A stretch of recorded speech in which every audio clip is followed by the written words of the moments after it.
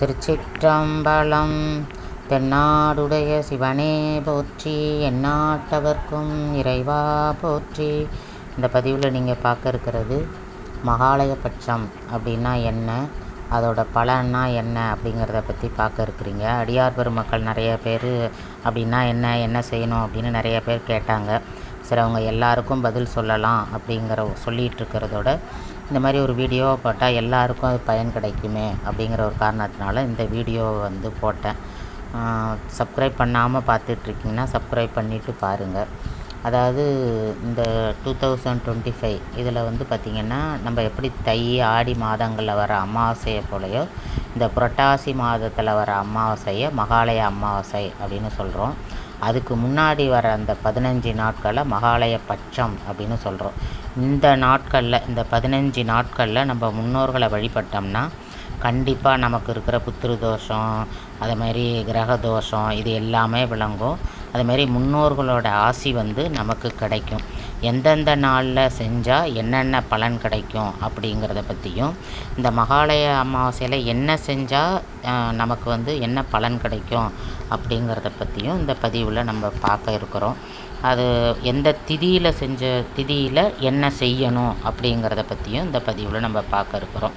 Subscribe பண்ணாமல் பார்த்துட்ருக்கீங்கன்னா subscribe பண்ணிவிட்டு பாருங்கள். சிவாய நம. இந்த மகாலய பட்சங்கிறது இந்த வருஷம் பார்த்திங்கன்னா செப்டம்பர் 8ஆம் தேதி துவங்கியிருக்கு. செப்டம்பர் 21ஆம் தேதி அதாவது ஞாயிற்றுக்கிழமை மகாலய அமாவாசை. அப்போ அந்த மகாலய பட்ச காலத்தில் எந்தெந்த திதிகளில் தர்ப்பணம் செஞ்சால் என்னென்ன பலன் கிடைக்கும், நமக்கு மகாலய பட்ச காலத்தில் நம்ம என்னென்ன செய்யலாம் அப்படிங்கிறத இந்த பதிவில் நம்ம தெரிஞ்சுக்கலாம். இந்த வருஷத்தில் வர்ற முக்கியமான வழிபாட்டு காலங்களில் அந்த மகாலய பட்சங்கிறது ஒன்று. ஆவணி மாத பௌர்ணமிக்கு பிறகு வரும் அந்த 15 நாட்களை தான் நம்ம மகாலய பட்சம் அப்படிங்கிறோம். மகாலயம் அப்படின்னா பெரிய கூட்டம் அப்படின்னு பொருள். 15 அப்படின்னாக்கா 15 நாட்கள் கொண்ட பட்சம், அதாவது அந்த 15 நாட்கள் கொண்ட அளவை தான் பட்சம் அப்படின்னு சொல்கிறோம். நம்ம முன்னோர்கள் எல்லாம் சேர்ந்து ஒன்றா கூட்டமாக பித்ருலோகத்திலேருந்து நம்ம பூலோகத்துக்கு நாம் கொடுக்குற அந்த திதியை ஏற்றுக்கிட்டு நமக்கு ஆசீர்வாதம் பண்ணுற நாள் தான் இந்த மகாலய பட்ச நாட்கள் அப்படின்னு சொல்லப்படுது. அதோட நம்ம மறைந்த முன்னோர்கள் 15 நாள் அந்த பித்ருலோகத்துலேருந்து நம்ம கூட அந்த 15 நாள் தங்குவாங்களாம். தை அமாவாசை ஆடி அமாவாசைங்கிறது ரொம்ப சிறப்பானது. அப்போ எல்லாருமே தர்ப்பணம் கொடுப்பாங்க. அந்த மாதிரி தர்ப்பணம் கொடுக்கறத விட மிகச்சிறந்தது இந்த மகாலய பட்சத்தில் தர்ப்பணம் கொடுக்கறது தான். வருடத்தில் மற்ற நாள்களில் அமாவாசையில் நம்ம முன்னோரை நினச்சி எப்படி தர்ப்பணம் செய்கிறோமோ அதே போல் இந்த நாள்லையும் செய்யலாம். பொதுவாக நம்ம நம்ம முன்னோர்கள் இறந்த அந்த தமிழ் மாதத்தில் வர்ற திதியில் தான் நம்ம சிரார்த்தம் இதெல்லாம் செய்வோம். ஆனால் மகாலய பட்ச காலத்தில் பிரதமையிலேருந்து தொடங்கி அமாவாசை வரைக்கும் அந்த 15 நாளும் தர்ப்பணம் செய்யலாம்.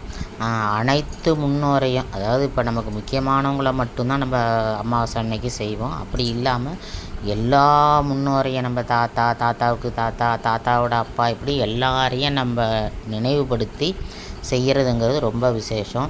அதுமாரி புனிதமான இடங்கள், அதாவது குளம், ஆறு, கடல் அந்த மாதிரி போய் அங்கே நீராடிட்டு நம்ம முன்னோர்களுக்கு ஆத்ம சாந்திக்காக நம்ம பிரார்த்தனை செஞ்சுட்டு வந்தால் அதுவும் ரொம்ப சிறப்பானது. ஆண்டாள் ஒரு திருப்பாடலில் சொல்லியிருப்பா, ஐயமும் பிச்சையும் ஆம்தனையும் கை காட்டி அப்படின்னு சொல்லியிருப்பா. அதாவது வயதில் பெரியவங்களுக்கும் கற்றறிந்த அறிஞர்களுக்கும் பார்த்திங்கன்னா பிச்சை இடணுமா. என்ன பிச்சை அப்படின்னா அறிவு பிச்சை கொடுக்கணும் அப்படிங்கிறாங்க ஏழை எளியவங்களுக்கு. அதுமாரி ஏழைங்களுக்கு பசிக்கு உணவு கொடுக்கணும். அதுமாரி படிக்க சிரமப்படுற மாணவ மாணவிகளுக்கு கல்வித்தொகை கொடுக்கலாம், தானம் அளிக்கலாம். இந்த மாதிரி செய்கிறதுனால முன்னோர்கள் ரொம்ப திருப்தி அடைவாங்களாம். அதாவது அறிவுள்ளவர்களுக்கு அறிவு பிச்சை இடணும். அதை மாதிரி ஆடை ஆபரணம் இல்லாதவங்க இல்லை உணவு இல்லாதவங்களுக்கு உணவு பிச்சை இடணும். அந்த மாதிரி தானம் அளிக்கிறது ரொம்ப சிறப்பு அப்படிங்கிறாங்க. அந்த மாதிரி செய்கிறதுனால நம்ம முன்னோர்கள்லாம் ரொம்ப மகிழ்ச்சியோட நமக்கு என்ன பண்ணுவாங்களாம், ஆசீர்வாதம் செய்வாங்களாம்.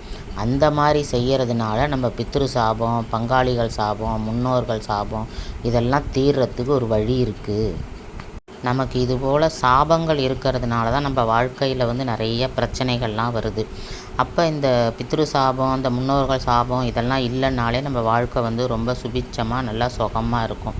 அப்போ இந்த சாபம்லாம் விலகும், வாழ்க்கையில் நமக்கு சுபிட்சம் உண்டாகணும், நம்ம சந்தோஷமாக இருக்கணும்னா இந்த மகாலயபட்சம், அதாவது இந்த புரட்டாசி மாதம் பௌர்ணமி அல்லது ஆவணி பௌர்ணமிக்கு மறுநாளில் பிரதம திதியில் துவங்கி புரட்டாசி மாதம் அமாவாசை வரை நீடிக்கிற இந்த புரட்டாசியில் வரும் அமாவாசையை தான் இந்த மகால அமாவாசை அப்படிங்கிறோம். அதில் நம்ம வந்து சிறப்பான இதெல்லாம் செஞ்சோம்னா கண்டிப்பாக நமக்கு ஒரு சுகமான வாழ்வு கிடைக்கும். நம்ம பிரச்சனையெல்லாம் இன்னொரு முக்கியமான விஷயம் என்னென்னா, நம்ம பொதுவாக ஒவ்வொரு அமாவாசைக்கும் தர அந்த தர்ப்பணமோ இல்லை படையலையோ வந்து பார்த்திங்கன்னா யமதர்மராஜன் தான் அவனோட கையில் இருந்து நம்ம முன்னோர்களை கூப்பிட்டு அவங்களுக்கு கொடுப்பானாம். ஆனால் இந்த மகாலயபட்சம் ஆரம்பிக்கிற நாள் அன்னைக்கு அவங்களே என்ன செய்வாங்களாம், நீங்கள் பூலோகத்துக்கு போங்க அப்படின்னு நம்ம முன்னோர்களை எல்லாரையும் அனுப்பிச்சி வச்சுருவாங்களாம். அப்படி அனுப்பும்போது இந்த முன்னோர்கள் வந்து யார் ரொம்ப பிடித்தமானவங்களாக இருக்காங்களோ அவங்கவுங்க வீட்டுக்கு அவங்கவுங்க இருக்கிற இடத்துக்கு நீங்கள் போயிட்டு வரலாம் அப்படின்னு அவர் சொல்லிடுவாராம். அதனால் அவங்க தனக்கு விருப்பப்பட்ட இடத்துக்கு வருவாங்களாம். இப்போ அப்பாவாக இருந்தால் புள்ள வீட்டுக்கோ, இல்லை அம்மாவாக இருந்தால் பொண்ணு வீட்டுக்கோ, அது மாதிரி இது வந்து குறிப்பிட்டு சொல்லலை. அவங்களுக்கு எந்த வீடு பிடிக்குதோ அந்தந்த வீட்டுக்கு அவங்க வருவாங்க. விருப்பமான வீட்டுக்கு வந்து அவங்க வந்து ஆசீர்வாதம் பண்ணுவாங்க. அதனால் அவங்க வந்து நமக்கு ஆசீர்வாதம் பண்ணுற அந்த நாளில் நம்ம வந்து கண்டிப்பாக நம்ம வீட்டுக்கு தான் வருவாங்க. அப்படி அவங்க வரும்போது அந்த 15 நாளும் நம்ம வீட்டில் அவங்க இருக்கிறதா ஒரு நம்பிக்கையாம். அப்படி அவங்க 15 நாளும் நம்ம வீட்டுக்கு வரும்போது நம்ம வீட்டை சுத்தமாக வச்சுருந்து அவங்கள வணங்கி அவங்களுக்கு வந்து நம்ம வந்து தர்ப்பணம் இதெல்லாம் நம்ம அந்த காரியங்கள்லாம் செய்யும்போது அவங்க ரொம்ப சந்தோஷமாக இருக்கிறதோட நம்மளை வாழ்த்திட்டு போவாங்க. நம்ம வாழ்க்கையும் விருத்தி அடையும் அப்படின்னு சொல்கிறாங்க. அதுபோல் 7ஆம் தேதி 7/9/25 வந்து நாள். அப்போ வந்து பார்த்திங்கன்னாக்கா நாள் பூஜை நம்ம தர்ப்பணம் செய்கிறதுனால நம்மளோட பித்ரு தோஷம் நீங்கும் அப்படின்னு சொல்கிறாங்க. 2ஆவது நாள் அதாவது 8ஆம் தேதி பார்த்திங்கன்னா பிரதம அன்னைக்கு வந்து குழந்தை இல்லாதவங்களுக்கு கண்டிப்பாக குழந்தை பிறக்கும் அன்னைக்கு தர்ப்பணம் பண்ணா அப்படின்னு சொல்கிறாங்க. அதுமாரி 3ஆவது நாள் வந்து பார்த்திங்கன்னாக்கா மன அமைதி இல்லாமல் ஒரே பிரச்சனையாக இருக்குது அப்படின்னா மன அமைதி ஏற்படும் அப்படின்னு சொல்கிறாங்க. அதுமாரி 4ஆவது நாள் வந்து சதுர்த்தி அன்னைக்கு வந்து நம்ம வந்து இந்த தர்ப்பணத்தை செய்யும்போது அந்த வீட்டில் வந்து தெய்வீகத்தன்மை வந்து நிறைஞ்சி இருக்குமா. அதுமாரி 5ஆவது நாள் பஞ்சமி அன்னைக்கு வந்து நம்ம வந்து தர்ப்பணம் கொடுக்கும்போது நமக்கு ஐஸ்வர்யம் சேரும் அப்படின்னு சொல்கிறாங்க. 6ஆவது நாள் அதாவது சஷ்டி அன்னைக்கு நான் பண்ணுற அந்த தர்ப்பணத்தால் நமக்கு வந்து எல்லாராலையும் புகழப்படுற ஒரு நல்ல நிலைமைக்கு நம்ம வருவோம் அப்படின்னு சொல்கிறாங்க. அதுமாரி 7ஆம் நாள் சப்தமி அன்னைக்கு வந்து பார்த்திங்கன்னா நமக்கு நல்ல பதவிகள், நம்ம ஏதாவது ஒரு ஆசைப்படுறோம், இல்லை ஒரு தலைமை இடத்துக்கு போகணுன்னு நினைக்கிறோம், இல்லை நமக்கு வந்து ப்ரொமோஷன் வராமல் ரொம்ப தடங்கலாக இருக்குது, அந்த மாதிரி இருக்கும்போது அந்த சப்தமி அன்னைக்கு நம்ம தர்ப்பணம் பண்ணோம்னா நமக்கு வந்து அந்த தடைப்பட்ட பதவி கிடைக்கிறது, இந்தமாரி நமக்கு ஒரு உச்சத்துக்கு போகிறதுக்கான வழி அதெல்லாம் வந்து நமக்கு கிடைக்கும் அப்படின்னு சொல்கிறாங்க. அதுமாரி 8ஆம் நாள் அஷ்டமி அன்னைக்கு பார்த்திங்கன்னா சில ஆத்மாக்கள் வந்து முக்தி அடையாமல் இங்கேயே அலைஞ்சிக்கிட்டு இருக்குமா. அந்த மாதிரி இருக்கிற ஆத்மாலாம் வந்து கண்டிப்பாக வந்து முக்தி அடையும். அப்படி அது முக்தி அடைஞ்சதுனால நமக்கு என்ன கிடைக்கும் அப்படின்னா நமக்கு ஒரு நல்ல பலனை வந்து அந்த முக்தி அடைஞ்ச ஆன்மா வந்து நமக்கு கொடுத்துட்டு போகுமா. அதுமாரி 9ஆம் நாள் நவமி அன்னைக்கு பார்த்திங்கன்னா நவமி அன்னைக்கு நிறைய பேருக்கு திருமணம் வந்து தடைப்பட்டுக்கிட்டே இருக்கும். ஏதாவது ஒரு தோஷம் இருக்கும், ஏழரை சனி இருக்கும், இல்லைன்னா ராகு திசை, இல்லை கேது திசை, ஏதோ ஒரு திசை வந்து நம்மளை வந்து நம்ம குழந்தைங்களுக்கு திருமணம் ஆகாமல் தடைப்பட்டுக்கிட்டே போகும். 30, 35, 40 வயசுன்னு தள்ளிக்கிட்டே போகும். அந்த மாதிரி இருக்கிறவங்க அந்த நவமி அன்னைக்கே தர்ப்பணம் கொடுத்தோம்னா அந்த வீட்டில் வந்து திருமணம் நடக்கிறதுக்கு ஒரு வாய்ப்பு கிடைக்கும். அந்த திருமண தடையெல்லாம் நீங்கும் அப்படின்னு சொல்கிறாங்க. அதேமாரி 10ஆம் நாள் தசமி அன்னைக்கு வந்து தர்ப்பணம் கொடுக்கும்போது நம்மளோட எல்லா விருப்பங்களும் நம்ம எதெல்லாம் நினைக்கிறோமோ அதெல்லாம் வந்து கண்டிப்பாக நிறைவேறும் அப்படின்னு சொல்கிறாங்க. அதேமாரி 11ஆம் நாள் ஏகாதசி அன்னைக்கு அதாவது 17ஆம் தேதி படிப்பு, கலையில் வளர்ச்சி, அந்த மாதிரி நம்ம குழந்தைங்களோட முன்னேற்றம் இதெல்லாம் வந்து ரொம்ப நல்லா இருக்கும் அன்னைக்கு கொடுத்தோம்னா. அப்படின்னு சொல்லப்படுது. அதுமாரி 12ஆம் தேதி துவாதசி அன்னைக்கு பார்த்திங்கன்னா நம்ம தர்ப்பணம் கொடுத்தோம்னா நம்மளோட பொருளாதாரம் உயரும். அதாவது ரொம்ப கஷ்டப்படுறோம் அப்படின்னா அந்த கஷ்டத்துலேருந்து விடுதலையாகி பொருளாதாரம் உயரும். நம்ம நல்லாவே இருக்கிறோம் அப்படின்னா அதோட ஒரு நல்ல நிலைமைக்கு நம்ம போவோம். அதனால் நம்ம பொருளாதாரத்தை உயர்த்தும் 12ஆம் தேதி நம்ம கொடுக்குற தர்ப்பணத்தாலன்னு. அதுமாரி 13ஆம் நாள் திரையோதசி அன்னைக்கு தர்ப்பணம் பண்ணுறதுனால தீர்க்க ஆயுள் கிடைக்கும் அப்படின்னு. ஏதாவது ஆயுள் இதில் பிரச்சனை இருக்குது, ஏதாவது தோஷம் இருக்குது, இல்லை ஒரு கண்டம் இருக்குது அப்படின்னா அன்னைக்கு கொடுக்கும்போது நம்ம தீர்க்கமாக இருக்கிறதுக்கான ஒரு வாய்ப்பு அன்னைக்கு கொடுக்கும்போது நமக்கு கிடைக்கும். அதுபோல் 14ஆம் நாள் சதுர்தசி அன்னைக்கு பார்த்திங்கன்னா நம்ம தர்ப்பணம் பண்ணி கொடுக்கறதுனால ஆரோக்கியம் கிடைக்கும். ஏதாவது நோய் இருக்குது, நமக்கு ஏதாவது பிரச்சனை இருக்குது நம்ம உடம்புல அப்படின்னாக்கா, நம்ம வீட்டில் உள்ளவங்க யாருக்காவது ஏதாவது ஒரு பிரச்சனை இருக்குது, நோய் இருந்துக்கிட்டே இருக்குது அப்படின்னா அன்னைக்கு தர்ப்பணம் கொடுக்கறதுனால பெரியவர்களோட ஆசி கிடைக்கும்போது நமக்கு ஆரோக்கியம் நல்லா இருக்கும் அப்படின்னு சொல்கிறாங்க. கடைசி நாளான அந்த 15ஆம் நாள், அதாவது மகாலய அமாவாசை அப்படின்னு சொல்கிறோம் பார்த்திங்களா, அன்னைக்கு நம்ம தர்ப்பணம் செஞ்சு எல்லா இதுவும் செய்யும் போது பார்த்திங்கன்னா நம்ம முன்னாடி சொன்ன அந்த 14 பலன்களும் அத்தனை பலன்களும் நமக்கு முன்னோர்களால் நமக்கு சேரும். அவங்க நல்ல ஒரு ஆசியை நமக்கு வழங்குவாங்க. எல்லாம் இப்போ நம்ம எதெல்லாம் நினைக்கிறோமோ அது எல்லாமே நமக்கு கிடைக்கும் அப்படின்னு சொல்கிறாங்க. ஓகே, இதெல்லாம் நம்ம செஞ்சிடலாம். ஆனால் நம்ம ரொம்ப பிரம்மாண்டமாக செய்யணுமா அப்படின்னா அதெல்லாம் கிடையாது. ஏன்னா இந்த 15 நாளுமே நம்ம சும்மா சாதாரணமாக ஒரு சாதம் பண்ணி ஒரு குழம்பு பண்ணி, ஆனால் என்னென்னா இந்த 15 நாளும் நான்வெஜ் செய்யக்கூடாது. இந்த 15 நாளும் வெஜிடேரியனாக தான் இருக்கும். ஒரு சாப்பாடோ ஒரு குழம்போ ஒரு பொரியலோ ஏதோ ஒன்று பண்ணி நம்ம டெய்லி சாப்பிட்றோம் பார்த்திங்களா, அது மாதிரி ஏதோ ஒன்று பண்ணி அதை நம்ம முன்னோர்களை நினச்சி அதை படைச்சிட்டு அதை காக்காய் கொண்டு வச்சோம்னாலே போதும். ரொம்ப நம்ம சிரார்த்தம்லாம் பண்ணுறோம் அதுமாரி பிரம்மாண்டமாக செய்யணும் அப்படிங்கிறதெல்லாம் கிடையாது. நம்ம மனசார நினச்சி, இல்லை ஒரு புனித நதியில் போய் நீராடுறது, இல்லைன்னா கடலில் நீராடுறது, இல்லை நல்ல தலங்களில் போய் நீராடுறது, எம்பெருமானை போய் கும்பிட்டுட்டு வர்றது, நல்ல தலங்களை தரிசனம் பண்ணுறது, இதெல்லாம் கூட நம்ம முன்னோர்களை நினச்சி போயிட்டு வரோம் அப்படின்னா கூட நமக்கு நல்ல பலன்களை தரும். நமக்கு இருக்கிற அந்த தோஷம் எல்லாம், அந்த பித்ரு தோஷம், அப்புறம் ராகு கேது இந்த மாதிரி அந்த தோஷம்லாம் இருந்ததுனாலும் அதுவும் விலகும். நம்மள்ட்ட இருக்கிற எந்த பிணியாக இருக்கட்டும் அதுவும் விலகும்.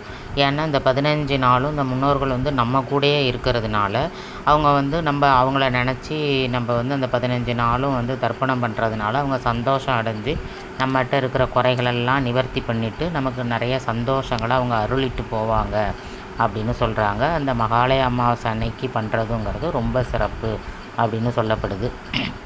அதனால் இந்த மாதிரி பூஜையெல்லாம் இந்த 15 நாளில் முடிஞ்ச வரைக்கும் நம்ம செஞ்சு அந்த முன்னோர்களோட ஆசீர்வாதத்தை நம்ம வாங்கி சிறப்பாக இருக்கணும். ஒவ்வொரு அடியார் வீட்லேயும் முன்னோர்கள் தங்கியிருந்து அவங்களுக்கு ஆசீர்வாதம் அவங்க எல்லோரும் வாங்கணும், அவங்களும் முன்னோர்களும் நமக்கு தரணும் அப்படின்னு சொல்லி இந்த இதில் பார்த்துக்கிட்டு இருக்கிற அத்தனை பக்தர்களும் இதை கண்டிப்பாக கடைப்பிடிக்கணும். அதோட இன்னொன்றும் நம்ம செய்யணும். அதாவது ஏற்கனவே நான் சொன்ன தான தர்மம் செய்யணும் அப்படின்னு சொல்லிட்டு, இதில் முக்கியமாக நம்ம கடைப்பிடிக்க வேண்டியது என்னென்னா, இந்த தான தர்மம் செய்யும்போது ஏழைங்களுக்கு செய்யணும். சும்மா நம்ம தான தர்மம் செய்கிறோம் அப்படின்னு நம்ம தெரிஞ்சவங்க, நம்ம சொந்தக்காரவங்க, அவங்களுக்கெல்லாம் நம்ம செய்யக்கூடாது. அவங்கெல்லாம் அதாவது தானம் அப்படிங்கிறது நம்ம திருப்பி அவங்க செய்யாதது. அப்படிங்கும்போது இப்போ அது ஒரு கடனாக ஆயிடக்கூடாது. இப்போ நீங்கள் சொந்தக்காரங்களுக்கு செஞ்சால் அவங்க என்ன செய்வாங்க, நமக்கு அவங்க செஞ்சாங்க அப்புறம் நம்ம செய்வோம் அப்படின்னு அவங்களும் செய்வாங்க. அப்போ அதை நம்ம திருப்பி வாங்கிட்ட மாரி ஆயிரும். ஆனால் அந்த மாதிரி இல்லாமல் யாராவது நமக்கு தெரியாதவங்க, ஏதாவது ஒரு ஏழையாக இருக்காங்க அப்படின்னாக்கா அவங்களுக்கு ட்ரெஸ்ஸு, அதாவது உடை வாங்கி கொடுக்கறது, இல்லை படிப்புக்கு பணம் கொடுக்கறது, அதை மாதிரி அவங்க ஒரு நோய்வாய்ப்பட்டிருக்காங்கன்னா அவங்களுக்கு முக்கியமாக மருந்து வாங்கி கொடுக்கறது. ஏழைங்களுக்கு மருந்து வாங்கி கொடுக்கறதுங்கிறது ஒரு மிக புண்ணிய செயல் அப்படின்னு சொல்கிறாங்க.